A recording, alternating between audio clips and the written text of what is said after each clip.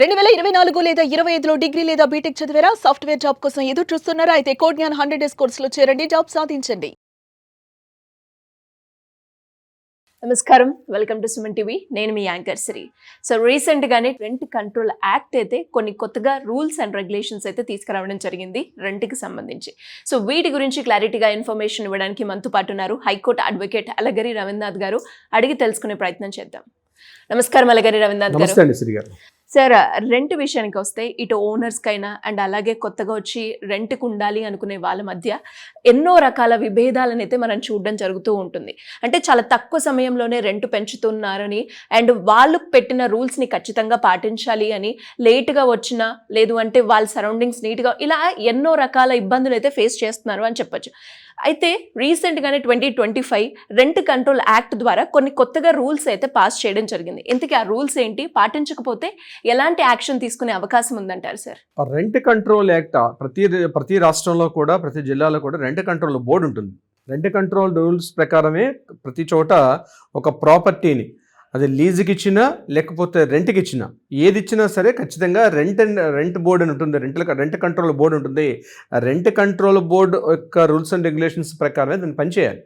కానీ అవి నిజంగా రూల్స్ అన్నీ పాటిస్తున్నారంటే చాలా వరకు శూన్యం అని చెప్పొచ్చు. అది ఎక్కడ కూడా మనకి జరిగే అవకాశం చాలా తక్కువ. ఈ విషయం మీద రెంట్ కంట్రోల్ బోర్డు రీసెంట్గా మరికొన్ని మార్గదర్శకాలు, కొత్త రూల్స్ అండ్ రెగ్యులేషన్స్ 2025 యాక్ట్ ప్రకారం కొత్తగా జారీ చేయడం కూడా జరిగింది. సో ఈ rent control board act rules and regulations ఏమిటి అని మనం డిస్కస్ చేసుకోగలిగితే, నెంబర్ 1 ఏంటంటే, ఏదైతే రెంట్ పే చేస్తున్నామో ఆ రెంట్ అన్నది ఓన్లీ డిజిటల్ రూపంలోనే ఉండాలి. కానీ చాలామంది ఓనర్స్ ఏమంటారంటే, ట్యాక్స్ ఎగ్జంప్షన్కో లేకపోతే ట్యాక్స్ని ఎస్కేప్ అయిపోయిన ఉద్దేశంతో దాన్ని ఏం చేస్తుంటే క్యాష్ అడుగుతారు వాళ్ళు, మాకు క్యాష్ ఇవ్వండి అని. కానీ గుర్తుపెట్టుకోండి, మీరు క్యాష్ రూపంలో తీసుకున్న ప్రతి ఒక్క ఇంటి ఓనర్కు కూడా చాలా ప్రమాదం ఉంటుంది. ఎందుకంటే మీ ప్రాపర్టీస్ చూపిస్తున్నారు, మీరు ఏదో సందర్భంలో అది చూపించకపోతే ఇబ్బందులకు గురే అవకాశం కూడా ఉంటుంది. మీ ప్రాపర్టీ నిజాయితీగా ట్యాక్స్ కట్టండి, ట్యాక్స్ కట్టి అది మీ దగ్గర ఉన్న టెనెంట్ నుంచి కూడా దాన్ని డిజిటల్ రూపంలోనే తీసుకోండి. ఏదైనా యూపీఐ పేమెంట్స్ కానీ, ట్రాన్సాక్షన్ కానీ, చెక్ రూపంలో కానీ తీసుకోండి. ఇది నెంబర్ 1 రూల్. మరొకటి ఏంటంటే, ఇంతకుముందు రెంట్కి ఇచ్చేటప్పుడు అడ్వాన్స్ అమౌంట్ కలెక్ట్ చేసుకునేవారు. ఎవరి ఇష్టం వాళ్ళది. అంటే 2 months అడ్వాన్స్ అని, 6 months అడ్వాన్స్ అని, 3 months అడ్వాన్స్ అని ఇలా ఉండేది కొన్ని చోట్ల. దీని మీద ఒక లిమిటేషన్ ఇచ్చారు. డొమెస్టిక్ హౌసెస్ అంటే ఒక ఫ్యామిలీ పోర్షన్గా దిగాలి, బేసిల్ కానీ లేకపోతే ఫ్యామిలీ పోర్షన్ దిగాలంటే only minimum is 2 months is the only advance amount. అది మహానగరాలైనా లేకపోతే పట్టణ ప్రాంతాలైనా 2 months is the advance amount అని చెప్పడం జరిగింది. అది డొమెస్టిక్గా తీసుకునే సందర్భంలో. ఒకవేళ కమర్షియల్ ప్రాంతంలో ఉంటే 3 months నుంచి 5 months వరకు కూడా తీసుకునే వెసులుబాటుని కల్పించారు ఈ యొక్క రెంట్ కంట్రోల్ బోర్డు యాక్ట్ ప్రకారం. So 2 months is the minimum ఒక అడ్వాన్స్ అమౌంట్ పే చేసుకోవాలి. ఇక మరొక ముఖ్యమైన విషయం అంటే, ఎప్పుడు పడితే ఆల్ ఆఫ్ సడన్గా, అంటే అర్థం ఏంటి, ఓనరు నా హౌసే కదా అని చెప్పి ఎప్పుడు పడితే అప్పుడు ఆ ఇంట్లోకి ప్రవేశించే ఆ హక్కు కూడా ఆ ఓనర్ కూడా లేదు. మరొక విషయం, వీళ్ళిద్దరి మధ్య ఉన్నటువంటి ఏదైతే ఒక అగ్రిమెంట్ ఉంటుందో, అంటే రెంట్ కంట్రోల్ అగ్రిమెంట్ అంటాం, మన రెంటల్ అగ్రిమెంట్ అంటాం. రెంట్ అగ్రిమెంట్ అన్నది ఇప్పుడు కొత్తగా ఒక యాప్ని తీసుకొస్తున్నారు, ఒక డిజిటలైజేషన్ చేయాలి. ఆ అగ్రిమెంట్ కూడా అక్కడ మనం నమోదు చేసుకోవాలి. రెంట్ కంట్రోల్ బోర్డులో ఉన్నటువంటి వాళ్ళ అఫీషియల్ రిజిస్ట్రేషన్ దగ్గర ఖచ్చితంగా ప్రతి ఒక్కది కూడా అక్కడ రిజిస్ట్రేషన్ చేసుకోవాలి. ఇంకా అది బహుశా ఇంప్లిమెంట్ అవడానికి కొద్దిగా టైం పెట్టే అవకాశం ఉంది. బట్ ప్రతి అగ్రిమెంట్ కూడా అక్కడ జరగాలి. మీరు రెంట్ ఉంటున్నారంటే అక్కడ బోత్ పార్టీస్ ఇద్దరు కూడా, అంటే ఎవరైతే టెనెంట్ ఉండాలి, at the same time owner కూడా, ఆ ప్రాపర్టీ ఎవరైతే ఓనర్ ఉండాలి ఇద్దరు కూడా అక్కడ రిజిస్ట్రేషన్ చేసుకోవాలి. ఆ అగ్రిమెంట్ కూడా అక్కడ రిజిస్ట్రేషన్ చేసుకునే అవకాశం ఉంటుంది. చాలా మంది ఏంటంటే 11 months వరకే అగ్రిమెంట్ రాసుకుంటారు. ఎందుకు 11 months వరకు రాసుకుంటారంటే, చాలా మంది తెలియని విషయం, మనకి యాక్ట్లో ఉన్న రూల్స్ ఏంటంటే బిలో 11 months రాసుకుంటే మీరు దాన్ని రిజిస్ట్రేషన్ చేసే అవసరం ఉండదు. అదే అబౌవ్ 11 months రాసుకుంటే తప్పనిసరిగా ఆ డాక్యుమెంట్ని రిజిస్ట్రేషన్ చేయాలి. That is the actual rule అనమాట.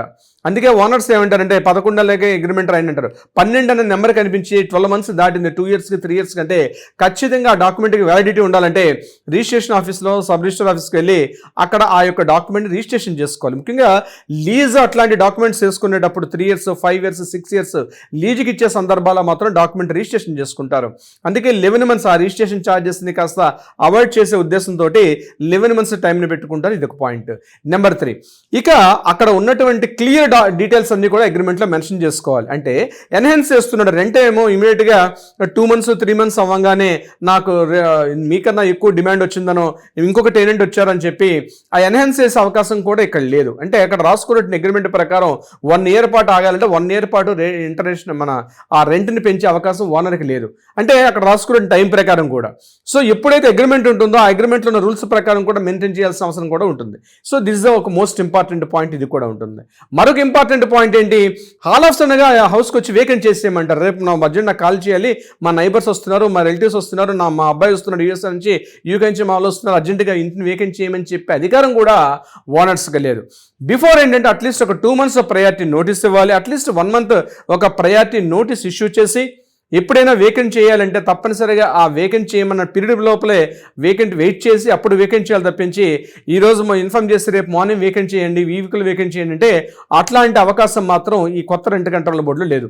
ఎందుకంటే వాళ్ళకు కూడా ఫీజిబిలిటీ ఉండాలి, వాళ్ళకి పాసిబిలిటీస్ ఉండాలి, సో కొత్త చూసుకోవాలి. కాబట్టి హాల్ ఆఫ్ సడన్గా మీరు హౌస్ వేకెంట్ చేయడం అంటే ఇంపాసిబుల్ అని పదం వాడుతున్నాను. అందుకని వేకెంట్ చేసే ఉద్దేశంలో కానీ అదేవిధంగా మన రెంట్ యొక్క ఇది కూడా ఎన్హాన్స్ చేసే విషయంలో కూడా తప్పనిసరిగా అక్కడ మనకు మెన్షన్ చేసుకోవాలి అగ్రిమెంట్లో కూడా.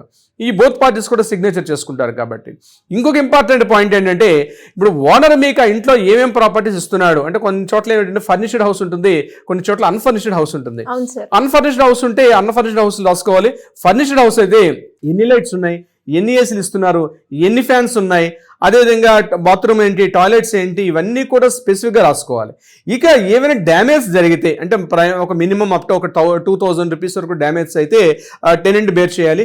అబౌట్ 2000 అంటే నేను చెప్తాను స్పెసిఫిక్గా 2000 నా ఉద్దేశం కాదు, ఒక ఫిగర్ అవుట్ చేసుకోవాలి. బోత్ పార్టీస్ కూర్చొని ఒక ఫిగర్ అవుట్ చేసుకొని ఈ అమౌంట్ బిలో అమౌంట్ని టెనెంట్ బేర్ చేయాలి. మేజర్ ఎక్స్పెన్స్ ఏదైతే వస్తుందో దాన్ని మాత్రం తప్పనిసరిగా ఓనరే బేర్ చేసుకునే విధంగా అగ్రిమెంట్ రాసుకోవాలి. అది కూడా ఈ యొక్క గైడ్ లైన్స్లో ఇవ్వడం జరిగింది. మరొకటి పవర్ బిల్ ఎవరు పే చేయాలి, ఇంకొకటి వాటర్ బిల్ ఎవరు పే చేయాలి, మెయింటెనెన్స్ ఎవరు పే చేసుకోవాలి. దీంతో పాటు చాలామంది ఈ మధ్య కొన్ని హౌసెస్ నేను చూస్తాను వాళ్ళ ప్రాపర్టీ ట్యాక్స్లు వస్తాయి, ఆ ప్రాపర్టీ ట్యాక్స్లను కూడా టెనెంట్స్ తోటి పేమెంట్ చేపిస్తున్నారు. సో అట్లాంటి కండిషన్స్ అన్ని కూడా ముందే మాట్లాడుకొని అగ్రిమెంట్గా రాసుకుంటే ఆ రెంట్ కంట్రోల్ బోర్డులో అటు బోత్ పార్టీస్కి అటు ఓనర్కి ఇబ్బంది ఉండదు, అదేవిధంగా at the same time tenant కూడా ఇబ్బంది ఉండే అవకాశం కూడా చాలా తక్కువ ఉంటుంది. వీటన్నిటితో పాటు మరొక ముఖ్యమైన పాయింట్, ఇందాక మీరు అన్నట్టుగా ఇంతమంది లిమిటేషన్ పర్సన్సే ఉండాలి, అక్కడ వాటర్ ఎక్కువగా కన్జ్యూమ్ చేస్తున్నారు, అదేవిధంగా పవర్ సప్లై కూడా ఎక్కువ అవుతుంది, మీరు ఆల్రెడీ పే చేస్తున్నారు, ఎంత పవర్ బిల్ వచ్చింది మీరు పే చేస్తున్నారు.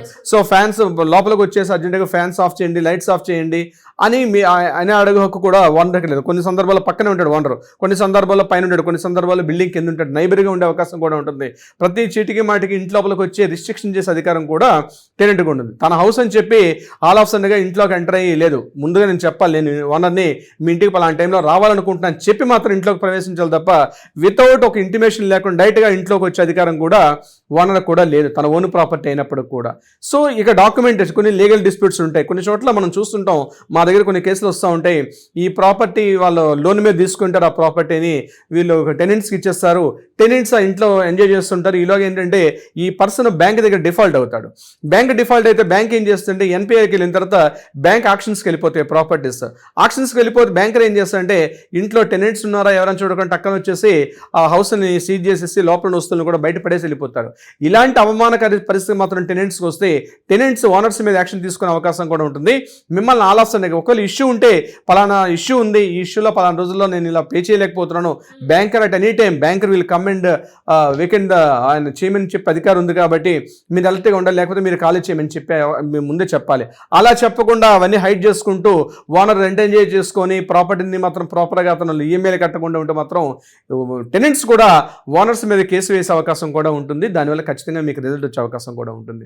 ఇలా టెనెంట్స్ ఇష్యూస్ ఏవైతే ఉన్నాయో ఇది యాక్చువల్లీ డొమెస్టిక్, ఇదే సేమ్ టైం ఇది షాపులు రెంట్కి ఇచ్చినా లేకపోతే కొన్ని సందర్భాల్లో కమర్షియల్ బిల్డింగ్స్ ఇస్తారు, రెంట్కి ఇస్తారు, అంటే ఓపెన్ స్పేస్ ఇస్తారు, లోపల దాన్ని పార్టిషన్స్ వాళ్ళ లోపల వర్క్ చేసుకుంటారు. ఆ ఏదైతే వర్క్ చేసుకోవాలని విషయం మీద కూడా అంటే కొన్ని సందర్భాలు ఏం చేస్తారంటే పెద్ద కమర్షియల్ స్పేస్ ఇచ్చేటప్పుడు వాల్స్ కన్స్ట్రక్షన్ చేయకూడదని చెప్పి కొంతమంది మేధావులు ఏం చేస్తారంటే మహామేధావులు కొంతమంది ఉంటారు, వీళ్ళు ఏం చేస్తారంటే ఓనర్ ఎక్కడ ఉన్నాడు కదా బయట ఎక్కడ యూఎస్ఎల్ ఉంటారు కదా చెప్పి వాళ్ళ ప్రాపర్టీని తీసుకొని సబ్ లీజ్కి ఇచ్చేస్తారు వాళ్ళు పోయి. అంటే ఒక పోర్షన్ ఒక రెంట్ ఆయనకి ఇచ్చేస్తారు, ఇంకో పోర్షన్ ఇంకో రెంట్ ఆయన కూడా ఇచ్చేస్తుంటారు. సో ఈ విషయాన్ని మీరు స్పెసిఫిక్గా చేసుకోండి. మొత్తం ఆఫీస్ ఒకే రూఫ్ కింద ఉంటుంది. వర్కింగ్ స్పేస్ అని చెప్పి ఏం చేస్తారంటే ఒక 4 మెంబర్స్ కూర్చోడానికి వీలుగా అక్కడ జస్ట్ ప్రొవైడ్ చేసి ఆ స్మాల్ క్యూబిక్స్ లా ఉంటాయి, ఆ క్యూబిక్స్ అన్ని కూడా వాళ్ళు వాటిని ప్రొవైడ్ చేసి సబ్లీజ్కి ఇచ్చేస్తూ ఉంటారు. ఇలాంటి సందర్భాల్లో ఓనర్ గాని అబ్జర్వ్ చేసి అంటే మీ మీద క్రిమినల్ చర్యలు తీసుకునే అవకాశం కూడా ఉంటుంది. సో మీరు ఒకవేళ అట్లాంటిది ఏదైనా మీరు ఒక పార్ట్ వైజ్ మీరు రెంట్కి ఇచ్చే సందర్భాల్లో ఉంటే, అంటే సబ్లీజ్కి ఇచ్చే అవకాశం ఉంటే, ఆ సబ్లీజ్ ఇవ్వాలా వద్దనే విషయం మీద కూడా మీరు దాని మీద ఓనర్ మీద మీకు ఒక క్లారిటీ అగ్రిమెంట్లో కూడా మెన్షన్ చేసుకునే అవకాశం ఉంటుంది. So these are the primary factors. Commercial స్పేస్లో ఆ రూల్స్ ఉంటాయి, డొమెస్టిక్లో దీనికి సంబంధించిన రూల్స్ అండ్ రెగ్యులేషన్స్ ఉంటాయి. సిరి గారు, great sir, great information. And ఇంకా ఎవరికైనా కూడా మీరు అన్నట్టుగానే చాలా మందికి కూడా రెంట్ ఓనర్కి టెనెంట్కి ఇద్దరికి మధ్య రకరకాల విభేదాలు జరుగుతూ ఉంటాయి. అలాంటి వాళ్ళు ఎవరైనా కూడా లీగల్ పరంగా ముందుకెళ్ళాలి, మీకు లీగల్ సలహా కావాలి అనుకునే వాళ్ళు ఎవరైనా కూడా మిమ్మల్ని అప్రోచ్ అవ్వాలి అంటే ఏ విధంగా ఉంటుంది సార్? తప్పనిసరిగా దీనికి సంబంధించి మీకు ఏదైనా సలహా సంప్రదింపులు కావాలంటే కింద స్క్రోల్ అవుతుంది, మిమ్మల్ని కాంటాక్ట్ చేయండి. తప్పనిసరిగా మా లీగల్ టీం మీకు అప్రోచ్ అవుతారు, కావాల్సినటువంటి సమాచారాన్ని ఇచ్చే ప్రయత్నం చేస్తారు, టెక్నికల్గా లీగల్గా. అట్ ద సేమ్ టైం మీకు ఏదైనా కోర్టులో వివాదం ఉన్నాయి, అటు టెనెంట్కి ఓనర్స్కి మధ్య లీజ్ విషయంలో కానీ, టెనెంట్స్ విషయంలో కానీ, డొమెస్టిక్ ఆర్ కమర్షియల్లో మీకు ఏదైనా కోర్టులో వివాదాలు ఏమైనా ఉంటే తప్పనిసరిగా ఆ కింద నెంబర్ని కాంటాక్ట్ చేస్తే మన లీగల్ టీంకి అప్రోచ్ అవుతారు, కావాల్సిన పరిష్కారాన్ని కూడా చూపించే ప్రయత్నం చేస్తారు. సిరి గారు, thank you sir, thank you so much. Thank you so much అండి.